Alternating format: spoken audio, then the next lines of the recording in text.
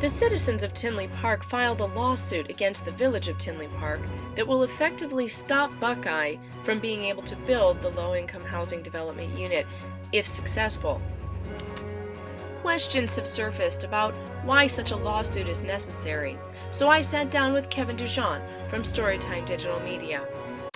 Something interesting. So the lawsuit was filed today. Today's Tuesday, March 22nd, and the lawsuit was filed, and there's some great articles already being written about it by people like the Edgar County Watchdogs. And those guys are amazing. Those guys are all over the state, and they really know about government transparency.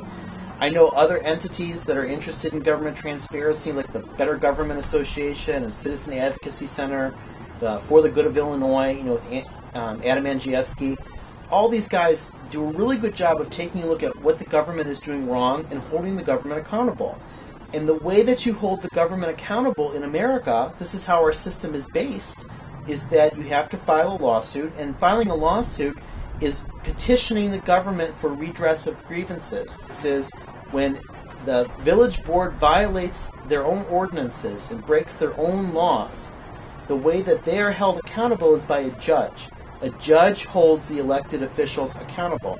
The sheriff, and this is a distinction that is very, very important, the sheriff is just there to deal with criminal matters. So violating an ordinance and passing an ordinance incorrectly, an ordinance that really is void because it was not done correctly, that's not necessarily a criminal thing. That is something that a judge would look at. It's a civil matter, and the judge is saying that this is not done correctly, this is void. However, the sheriff does have some things to investigate. So we have Thomas Melody from Kleinthorpe Jenkins. We've got Amy Connolly, who is the planning director in Tinley Park. We've got David Petroni from the Buckeye Community Hope Foundation. We've got Zach Crafton from the Buckeye Community Hope Foundation. Just in the emails that citizens have been able to find, just through Freedom of Information Act requests, it really looks like those four people were in cahoots in some way, shape, or form to make the zoning code be changed for Buckeye so that Buckeye was not denied the ability to build. The way that Pearl group from Ohio had been denied in 2014 the right to build because they did not have a project that included the required commercial. Buckeye didn't have any required commercial, so I think somebody, whether it was Buckeye, whether it was Amy Connolly, whether it was Thomas Melody, we don't know yet. The sheriff's going to get to the bottom of this. The sheriff is going to find out who was responsible for changing the code. And so he's really looking at the who. Now the judge is looking at something totally different. Apples and oranges. The sheriff is looking at the apple, and it's an apple full of worms. And the sheriff is going to find out which worms are in there and what worms did what. That's what the sheriff is doing. The judge is looking at this orange. And the judge with the orange is he's saying that this is sour because XYZ was not done to change that zoning code. And the judge is going to throw that orange in the garbage and say void. That's what the judge is going to void the orange. The sheriff's going to find the worms in the apple. It is apples and oranges in terms of what these people do. And I know there's people that just don't like the word lawsuit. They don't like lawyers. There's that joke of they want to always throw the lawyers in the ocean, and I can get it. What do you call 40,000 lawyers at the bottom of an ocean? A good start is what people would say. I say that 40,000 lawyers at the bottom of the ocean, well, there's at least a dozen that shouldn't be down there, that let's go save them, because maybe they can clean up the government. The problem with our state is that over the years, and probably the last 20 or 30 years, or the last two generations of people, we have been conditioned that elected officials are our betters. That this is no longer America, this is this bizarre Illinoistan or some weird entity where you need to worship these elected officials. What's really interesting here is the concept of people saying, we're not worthy, that, we can't do anything about this, we just have to let the sheriff do it. So, but you're not understanding that you're abdicating what the public's responsibility is. The public has a responsibility to supervise these elected officials. One of the best things about Tinley Park that I have seen is they have this hierarchy chart that I've never seen any other local entity in Illinois have. This hierarchy chart has all the commissioners and the planning director and the board of trustees and the village clerk and the mayor. And above the mayor on the hierarchy, it goes from lowest all the way to the boss. You know who's in the boss spot in Tinley Park? It's the citizens. The citizens are above the mayor. They're above the village board. They're above whatever. So regular citizens sitting there just drinking your coffee, whatever you're doing, sitting on your porch, reading a book, you are the supervisor of these elected officials. Here you have found that your elected officials are not doing what they're supposed to do. Many people are shocked because this has been going on for years.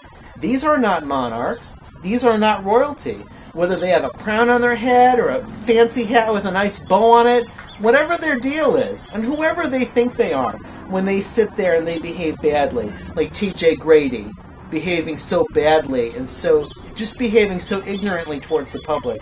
See, that's the problem. We're not in 6th grade. You want to sit there and just shoot off comments. It doesn't. What this has become now is become a burdensome process. See, here's the thing. We have to sit here and listen to you folks when you speak. Okay. I'm going to ask that you listen to me. Okay? Thank you very much. But you're... Like Mr. Coughlin, or Cowlin, or whatever his name is. Or that Bernie Brady, T.J. Grady and Bernie Brady, and that Thomas Melody. You have those three fools, and you have that Brian Maher saying that people are ridiculous who are asking questions. Now you're getting ridiculous. No, I'm just... This is what the public needs to do, is ask questions. This is why our state is in the state that it's in. Can you imagine being like Brian Maher and saying that people are ridiculous for asking questions, or people are ridiculous for questioning this board? Could you imagine if you were at work and you said that to your boss at work? Do you think you would have a job for much longer? The public needs to start seeing this board as their employees. The public is the boss. You, the citizens, are over them. You are above them. You are above the mayor. You are above that board. And they have ran for election, and they get many perks and benefits of being on that board. But you sitting in the audience are their supervisors, and this is what you need to do. In the way that our government is structured here in America, everything is for the people, by the people. This is of the people. So the people of Tinley Park are looking at this, and they have said the law has been violated. So here's the question. When you know that the village board is out of control and they are doing illegal things, what do? Well, here's what you do. You have your First Amendment right. You need to exercise your First Amendment right, and part of that is to petition the government for change and redress of grievances. And the way our system is set up to do that is you file a lawsuit, it goes before the judge in this chancery court. This is not a monetary damages thing. This is suing so that the judge will look at this issue, and the judge is the decider. The judge will decide, like good King Solomon in the Bible, how people went to him. In America, we have a judge, and the judge's duty is to look at what the government did, match it up to the law, say X, Y, and Z needed to happen for this zoning change to be legal. Well, let's bring out all the papers and let's look. Did X, Y, and Z happen? We can clearly see it didn't. I am confident that any judge worth his or her salt will look at that and say, X, Y, and Z did not happen, therefore this change is void.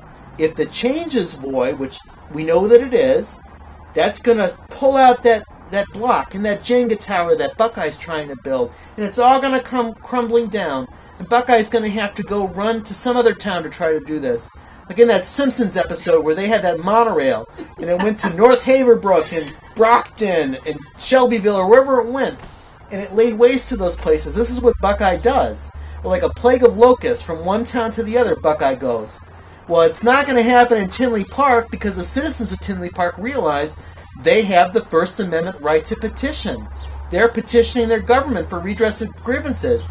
They put this before a judge. And the reason that a lawsuit has to happen is this is how our system works.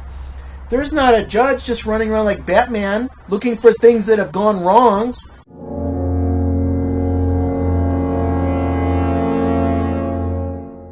That's a judge's robe. It's not a Superman cape.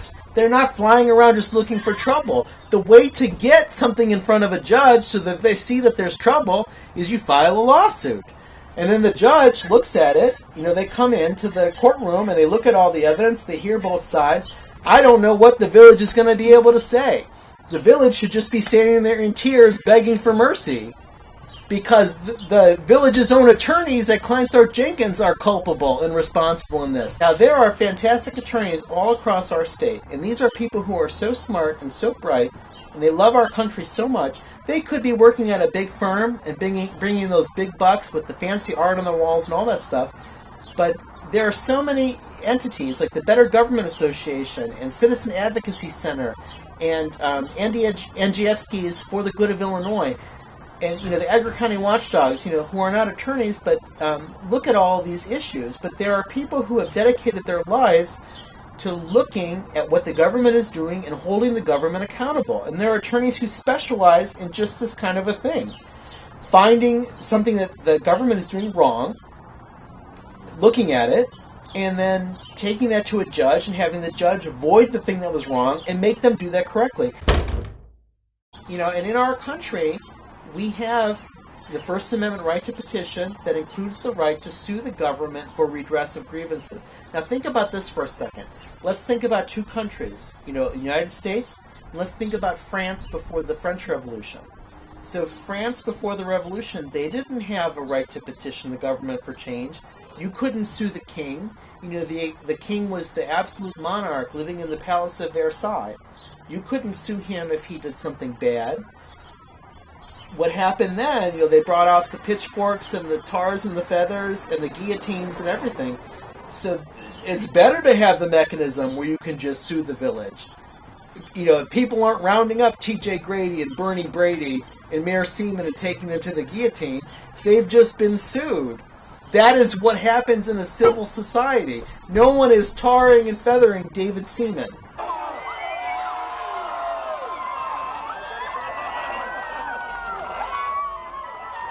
Whether anyone wants to is irrelevant, because that is not how America works. In America, when the government does terrible, bad things, they're hauled before the judge.